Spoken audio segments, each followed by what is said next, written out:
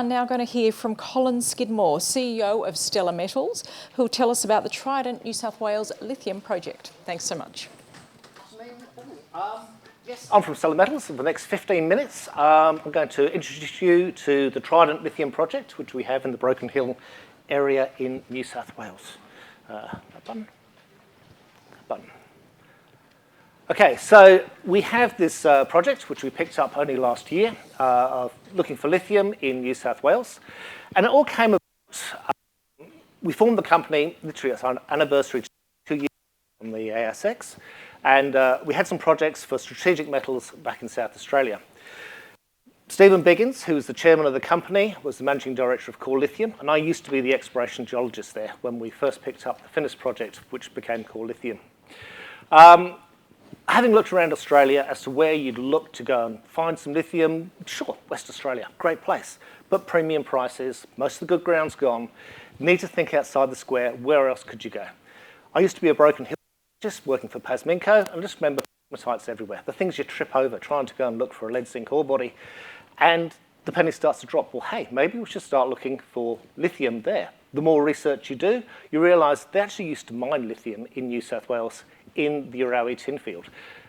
We're well funded at the moment. We did a capital raise just before we did a drill program late last year, the first drill program that was ever done there.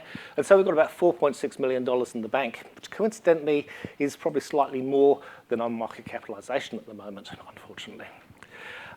We do have still our projects in South Australia and also in New South Wales for copper and zinc, but all the focus we've had recently has been on this lithium project.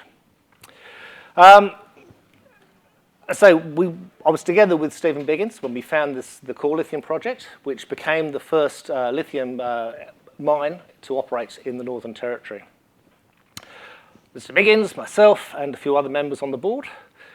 But let's get straight into the project. So back in 140 years ago, they started mining in the Arawi block about 50 kilometres north of Broken Hill.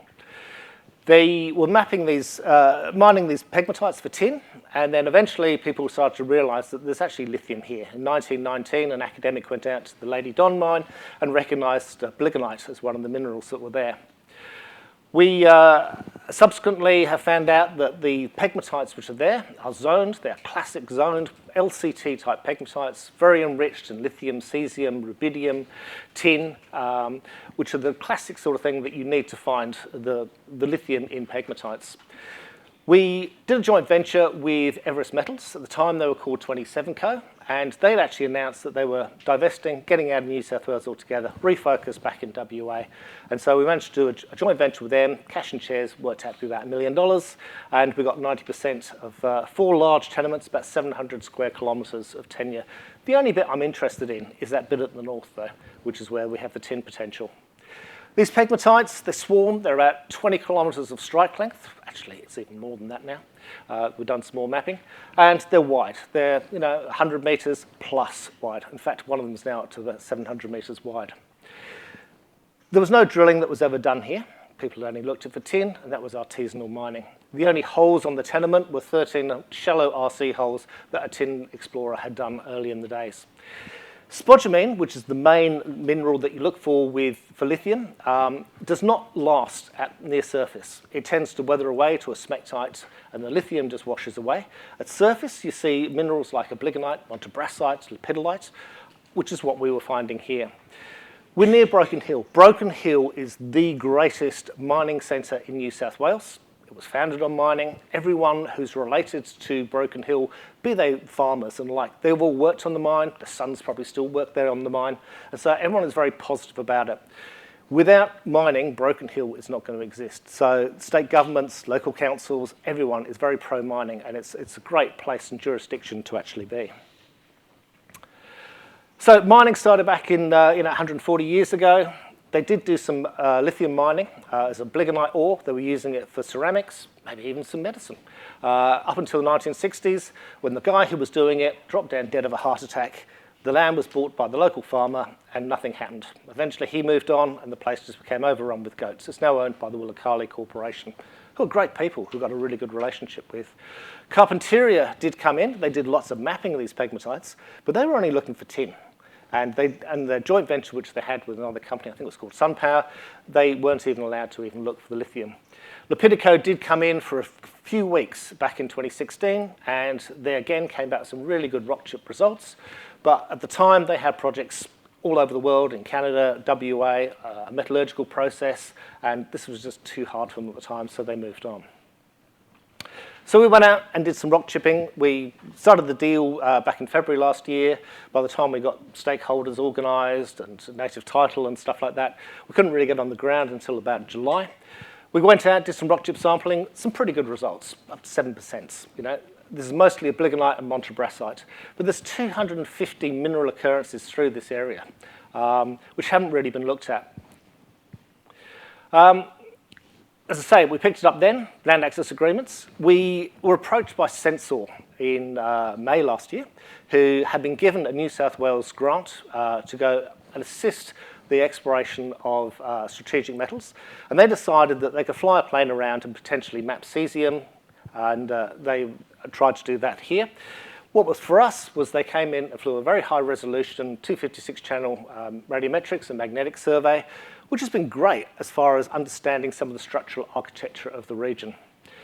We eventually managed to get through an APO and committed to our first drill program was completed in December last year. It was a small program, a few thousand meters, really just to look at the orientation, morphology of pegmatites, and just to test that hypothesis that there is actually lithium there. Of course, by the time I got to release the results, the market had crashed somewhat and the lithium price had dropped by 80%, which wasn't well received by the market. Hence, our share price went from 45 cents down to around about 7 cents today. We were ready to go and do another drill program, but we've decided to be sensible, hold off on that, push that back to more in the middle of the year, but also to go back out and have a look at the rest of these pegmatites, because there was really not much mapping that had been done. No one's really been focusing on lithium.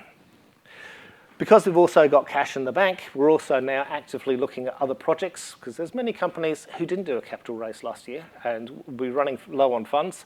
So we're hoping that there are some opportunities that we can use to increase that portfolio, be it in lithium or potentially in some other strategic metals.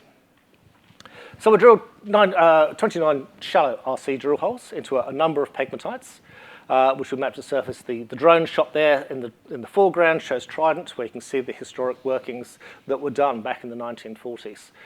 We intersected a lot of LCT-type pegmatites, classic big coarse micas on the rims, intermediate zones full of exotic minerals and quartz cores, which tend to be bland.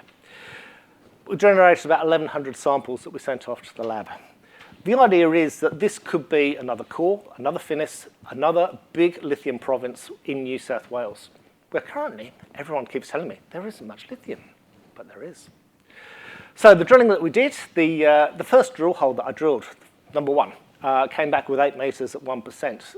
Those are pretty stunning numbers for an inaugural drill program in a brand new area. We found that there's also these broad intersections of lower grade material. This is a long section. You can see to the north on the left-hand side there, it's open and deeper. And so these pegmatites are folded and they're deformed.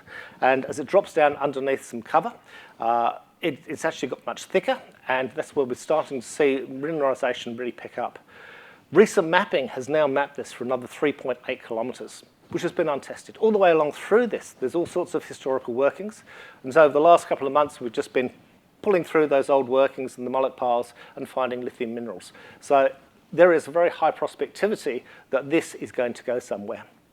And it's unfortunate that we could not continue drilling any further to north under the existing approvals which we had from the regulators.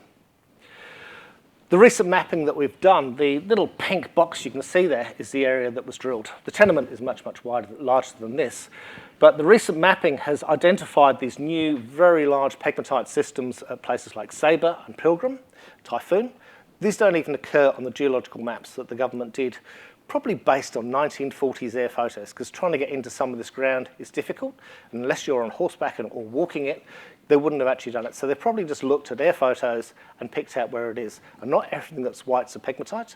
And so it's not always that clear to see until you get out there on the ground. And this has been proven up to be an LCT-type pegmatite. I've got lots of samples in the moment. They're all in the lab and metrology work as well. But we're using this time rather than rush into that next drill program, to really have a look at where are the best places to optimally design that next drill program. So we don't just have this one little project. We have a number of projects back in South Australia, iron oxide copper gold, over on the western side there, sedimentary copper at Barossa, and an MVT carbonate-hosted high-grade zinc project at Linda in the Flinders Ranges. There are some complexities with native title there, and it hasn't been the best place to focus our efforts. So at the moment, we've pushed all those onto the back burner whilst we've been focusing on the lithium over at Trident. So why would you invest in us? $4.6 million in the bank. Market cap is slightly less than that. Expertise in-house with lithium. As I say, Stephen Biggins took that through from grassroots discovery, basically, through to being the operating mine, the only big operating mine for lithium in the Northern Territory. We have that additional exposure to other things, and we're continually reviewing that. We're certainly reviewing what other opportunities, because we see this time of low prices as a great opportunity to pick up possibly some other ground. And when it comes to lithium, number 3 on the periodic table has some great qualities. And whilst battery technology is changing very rapidly, lithium always stands out. The new technologies of lithium phosphate ions and solid-state batteries takes away a lot of the issues that early batteries had of catching fire, like we hear in the news of bush bikes and whatever else exploding in people's apartments.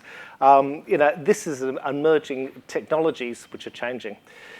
Sodium has been touted by some other car manufacturers, BYD in China, but the range I understand of that car is only 200 kilometres.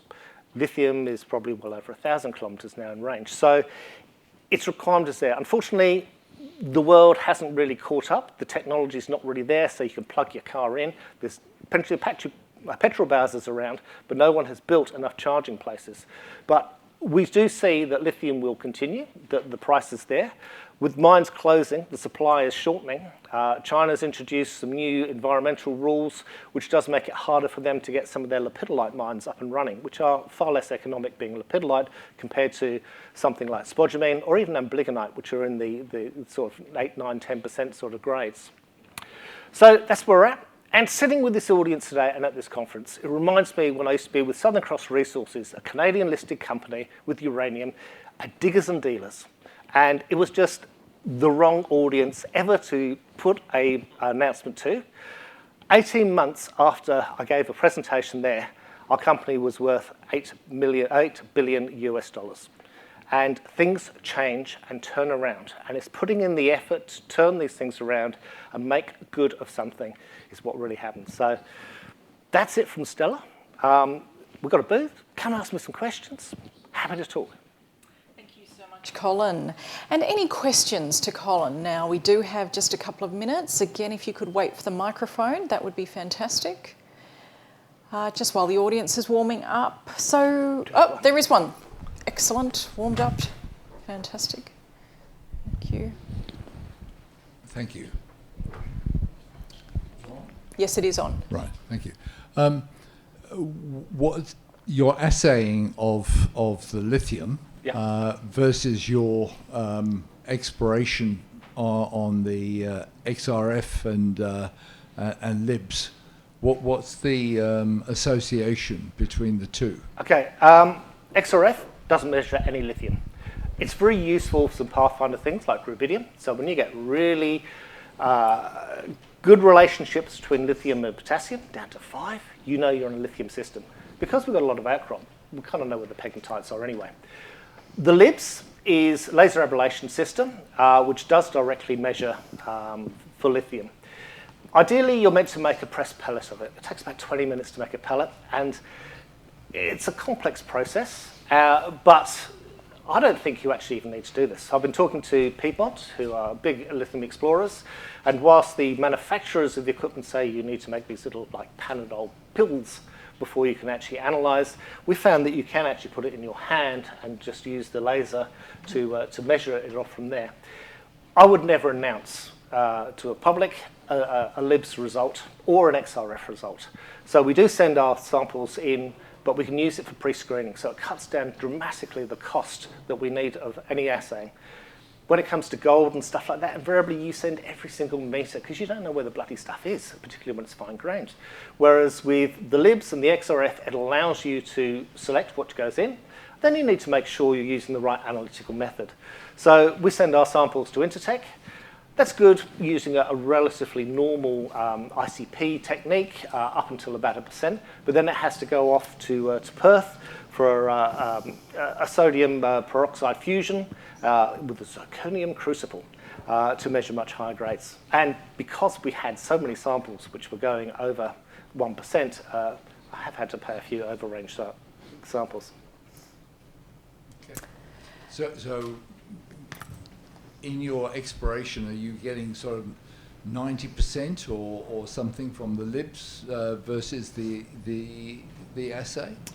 To be honest, the libs is relatively new. I only got it just before the drill program started. I didn't like it when I first got it. There were some calibration issues. I have an American geologist whose best mate works for Piedmont, and so they've been working together to make sure that the calibration of this libs does what it does. Its detection limit is also not particularly good. Basically, if I'm not going to see 1,000 ppm on a libs, I don't treat it as even being real. You cannot take it down that. But to be honest, I'm looking for percent level. I'm not really looking for low grade. So yeah, it's a pretty good correlation. Thanks. Okay, well look, thank you so much. If everybody could please thank Colin Skidmore from Stelar Metals. Thank you.